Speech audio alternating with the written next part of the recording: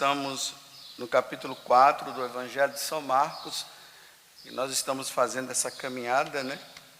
A igreja está nos levando a caminhar nesse Evangelho, e vejam que o versículo que nós estamos é do 21 até o 25, que é uma continuação do de ontem. E ontem, vocês perceberam que Jesus estava contando uma parábola. Então aqui nós precisamos entender o contexto pelo qual Jesus está, para nós entendermos o porquê que ele está dizendo, né? Que tudo que está escondido deverá tornar-se manifesto. Que muitas vezes isso aqui é mal interpretado. Nós interpretamos sempre assim, né? Olha, tudo que está escondido, Deus um dia ele vai mostrar. Por exemplo, tem alguma coisa que eu estou fazendo de errado e um dia virá à tona. Não é esse o contexto que Jesus está querendo nos dizer. O que é que ele está querendo nos dizer na verdade?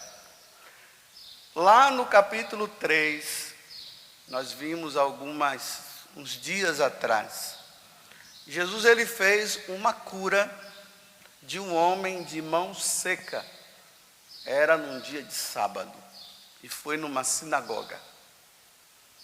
Quando Jesus terminou de fazer aquela cura, os herodianos e os fariseus, que eram aquelas autoridades religiosas do tempo de Jesus, que estavam ali na cola de Jesus procurando encontrar um motivo para matá-lo. Ali termina dizendo assim, parece que é no versículo 6, que os fariseus e os herodianos tomaram a firme decisão de matar Jesus. Então agora, Jesus estava numa situação drástica. Ele tinha que falar a verdade, mas ao mesmo tempo ainda não tinha chegado a hora dele morrer. Então ele tinha que continuar falando, mas ao mesmo tempo ele tinha que ter uma certa forma de falar, continuar falando a verdade, de modo que eles entendessem o que Jesus estava dizendo, mas eles não pudessem pegar Jesus, porque Jesus estava falando algo que não falou ainda diretamente. Então Jesus estava sendo prudente. Aí Jesus entra contando as parábolas.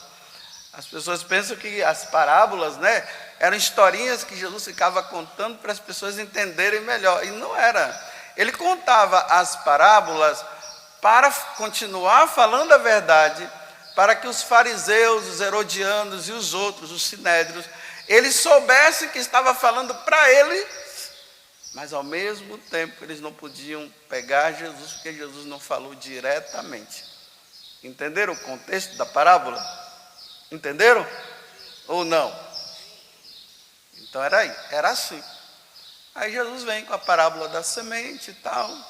Aí os discípulos chegam e perguntam para ele, explica-nos a parábola. Aí Jesus diz assim, bem, vem cá. Para vocês eu explico.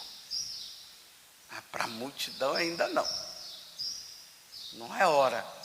Aí Jesus dá o sentido das parábolas para os discípulos. Aí agora Jesus entra dizendo o seguinte: quem é que traz uma lâmpada colocada debaixo de um caixote ou debaixo da cama? Ao contrário, não a coloca num candeeiro, assim tudo o que está escondido, ou seja, tudo aquilo que Jesus falou na intimidade para os apóstolos, vai chegar o momento que eles vão ter que falar. É isso que Jesus está dizendo. Jesus fala na intimidade, eles ouvem e guardam. Está vendo? A nossa vida de oração, a nossa meditação, aquilo que nós ouvimos que a igreja nos ensina, nós guardamos no coração, para que no momento certo nós sejamos a luz. Porque tudo aquilo que é falado na intimidade deve ser falado no momento certo. Por isso que Jesus disse que vai ser falado em cima dos telhados. Agora nós estamos nesse tempo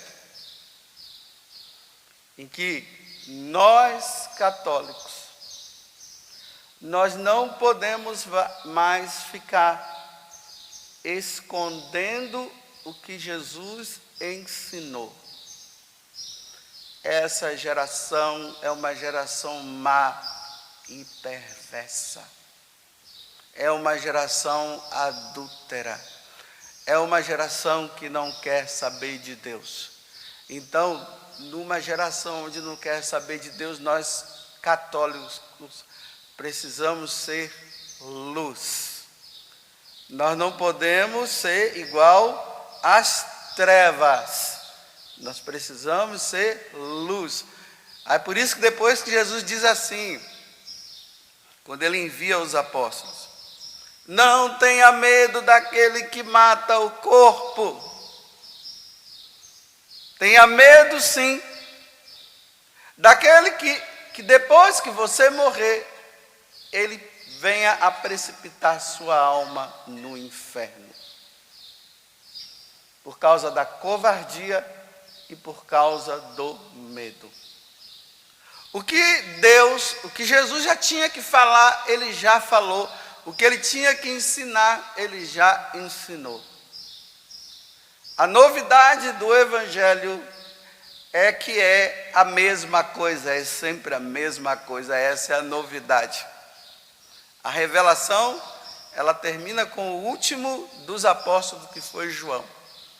Não existe mais novidades. O que existe agora para nós católicos é permanecer naquilo que eles nos ensinaram, que Jesus nos ensinou, os apóstolos nos ensinaram, aquilo que é o depósito da fé, que já está ensinado. Nós agora só temos que ser fiéis ao que a igreja já determinou e já nos ensinou. E aí, nesse mundo de trevas, aonde o paganismo está grande e nos ameaça, nós não podemos arrefecer, nós precisamos ser fiéis, porque aquilo que foi ensinado às escondidas, agora precisa ser manifesto. Aí vejam só, na hora que nós somos chamados a dar testemunho, aí há uma covardia por parte dos cristãos. Eu não estou dizendo aqui que nós cristãos temos que sair com as bandeiras aí, com as foices, querendo matar todo mundo. Não, é o testemunho. O mundo corre para um lado e nós católicos vamos para o outro. O mundo diz, vem para cá, você também, né? Aí nós vamos dizer, não, nós não vamos para lá. Mas por que nós não vamos para lá? Porque Deus não quer. Porque não foi isso que Deus nos ensinou. Vou explicar melhor para vocês entenderem mais ainda. Nós vivemos um mundo de transformação. Né? Há uma transformação no mundo. Os filhos de Deus estão querendo se transformar. Ou seja, Deus nos cria do nada e o homem, através da própria criação, ele quer fazer uma outra coisa. Podem ficar tranquilos que eu vou chegar lá para vocês, só estou explicando para vocês entenderem. Deus nos criou homem e mulher. Deus não nos criou pela metade. Então, Deus nos ensinou isso, e a igreja sempre ensinou isso, e nós católicos, nós temos que ter essa plena certeza. Deus nos criou homem e mulher. Deus não criou o homem para se transformar em mulher e muito menos a mulher para se transformar em homem. Uma vez nascido homem, será homem até morrer. Nascido mulher, vai ser mulher até morrer. Esse é o ensinamento que Deus nos deu.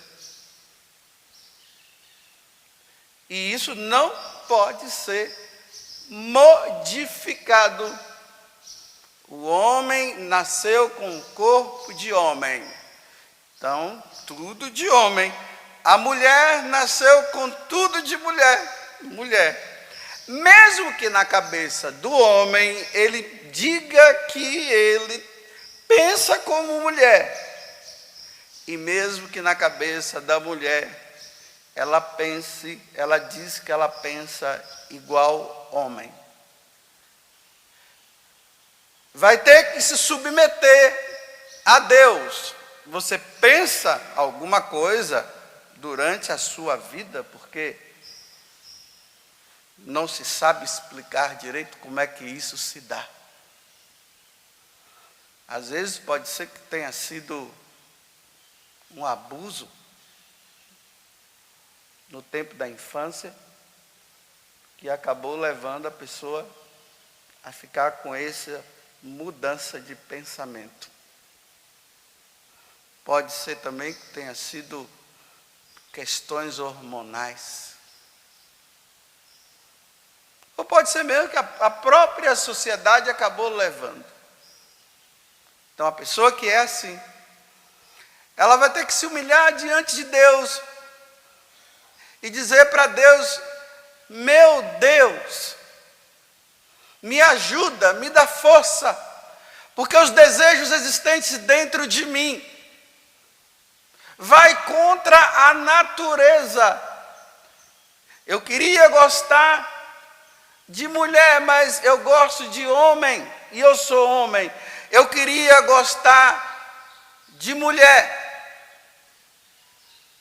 mas eu acabo gostando de mulher. Me ajuda, Senhor. Não permita que a carne... E aí entra a questão da castidade, que todo mundo é chamado a viver a castidade. Aí o mundo tem dito assim: não, se você pensa desse jeito, se na sua cabeça está assim, se a sua maneira de pensar é assim, e você quiser mudar, você pode mudar. Mas aqui a pergunta é: você quer mudar? Mas Deus quer que você mude? A pergunta não pode ser feita a mim mesmo. A pergunta não pode ser feita às leis civis. A pergunta deve ser feita para Deus: Senhor, eu tenho um corpo de mulher.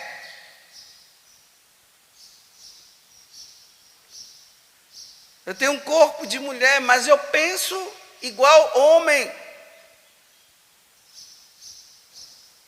Tem algum problema aqui? Eu não estou conseguindo entender. Senhor, uma vez que eu estou assim, eu posso mudar? Você acha que Deus vai dizer o quê? Se Deus o criou homem e mulher. Não tem pessoas que depois que nasce, ela perde um braço? Não tem pessoas que depois que nasce, ela fica cega? Não tem pessoas que depois que nasce, sabe lá o quê? Então tem pessoas que depois que nasce, diante de algumas questões que não se sabe explicar, porque é um grande mistério, a pessoa acaba pensando e criando essa mentalidade, essa coisa dentro dela. Ela entra numa crise. E aí onde é que entra o Evangelho para nós?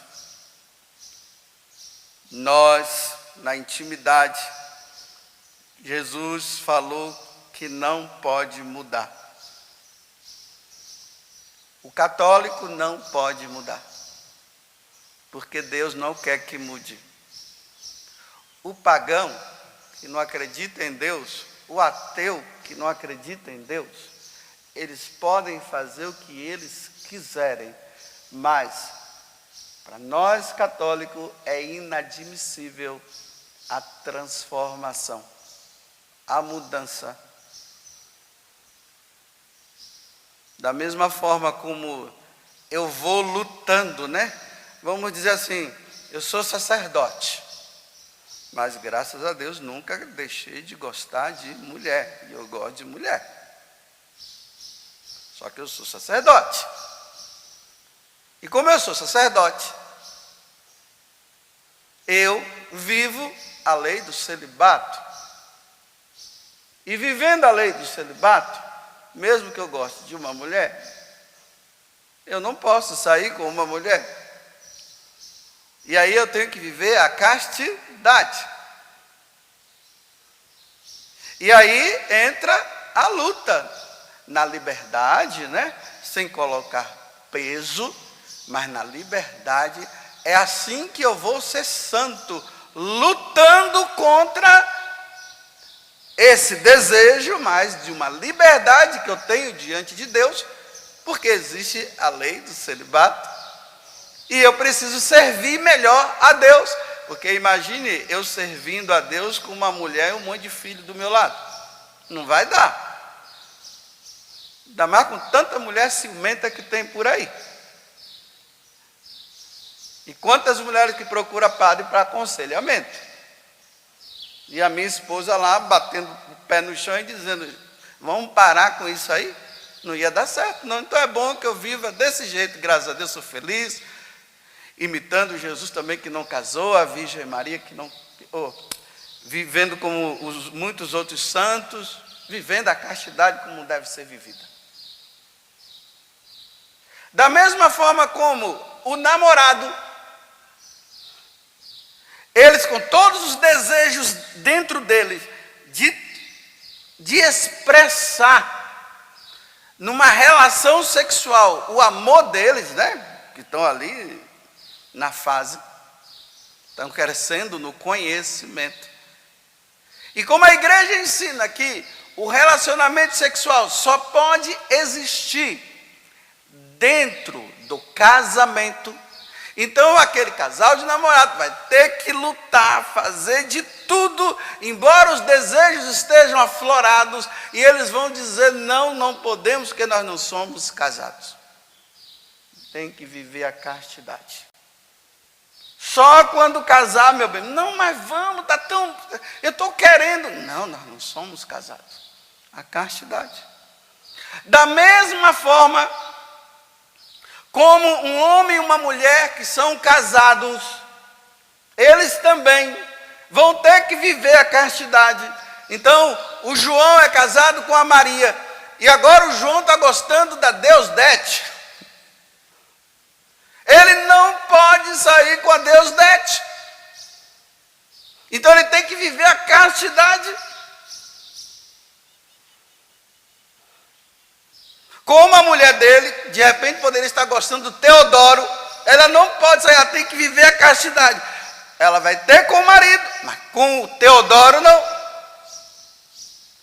A mesma coisa, aquele rapaz católico, aqui eu estou falando dos católicos, estou falando para os católicos, estou ensinando os católicos, que cada um que seja, faça da tua vida o que quiser, mas eu estou falando para os católicos, ensinando aos católicos. Então aquele rapaz católico,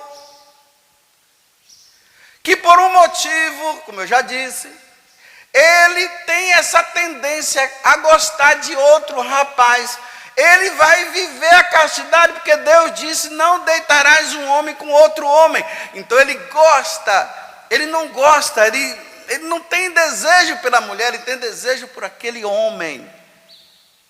Então, como ele é católico e segue os mandamentos da lei de Deus, ele vai viver a castidade da mesma forma como eu vivo, da mesma forma como o casal de namorado vive, da mesma forma como seu pai vai viver, e da mesma forma como sua mãe vai viver.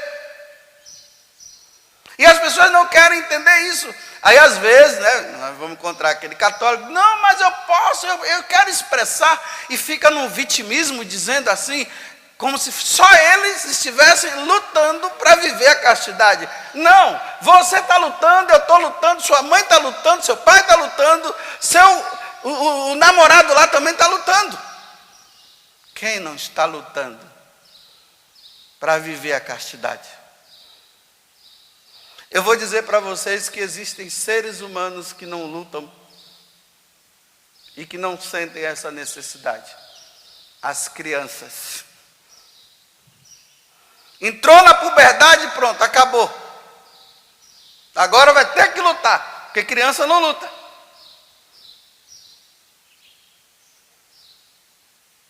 Quem não está lutando? Aí aquele católico que quer mudar, quer se transformar, os Transformers. Ele é homem, mas ele acha que ele tem que mudar todo o seu corpo, tem que usar hormônio, aquele homem, para os seios crescerem, e depois fazer a tal da cirurgia. Não pode, o católico não, o católico não. Ele vai lutar, ele vai pedir a Deus a graça de viver isso. O pagão não pode, mas ele quer, problema dele, os pagãos, os ateus. Embora não possa, mas eles não. Mas nós, católicos, nós não podemos. Então não pode ter um católico que vai se transformar. Porque Deus nos fez homem e mulher. E aí agora o que os católicos, nesse mundo, aonde estão dizendo assim, pode, os católicos se erguem, porque o que estava escondido agora tem que ser manifestado e tem que dizer, não, nós não, porque Deus não quer. Não é a política da boa vizinhança não, da camaradagem, aí abraça, está tudo bem. Se vocês se amam, podem se amar. Não, nós católicos não. Os católicos não, eu estou falando os católicos. Os católicos vão dizer, não, você está errado. Você está perguntando para mim se pode? Então eu vou dizer para você que não pode. Por quê? Porque Deus não quer, só isso. Se Deus quiser, você poderia. Mas você está com preconceito? Não, não estou com preconceito, eu estou dizendo para você. Você não perguntou para mim, eu estou dizendo para você. Que Deus não quer. Agora, você é livre para fazer da tua vida o que você quiser. Mas nós, católicos, não. Por que não? Porque Deus não quer. Vocês entenderam? Não é o mundo, não é os católicos que tem que se adaptar ao mundo. É o mundo que tem que se adaptar ao catolicismo. É o mundo que tem que se adaptar às leis de Deus. Não é a lei de Deus que tem que se adaptar com a lei do mundo. Porque se for assim, se for para a lei de Deus, Jesus Cristo se adaptar com o que o mundo quer, então não precisaria o verbo divino se encarnar e habitar no meio de nós e morrer na cruz. Não haveria necessidade, porque está tudo bom. Ele morreu na cruz justamente para que o mundo pudesse entender que existe uma pessoa que governa o mundo. E essa pessoa é a Santíssima Trindade, é o nosso Deus, na pessoa de Jesus Cristo. Aí eu termino dizendo, Jesus Cristo é o mesmo ontem, hoje e por toda a eternidade. Deus não muda, o mundo é que tem que mudar.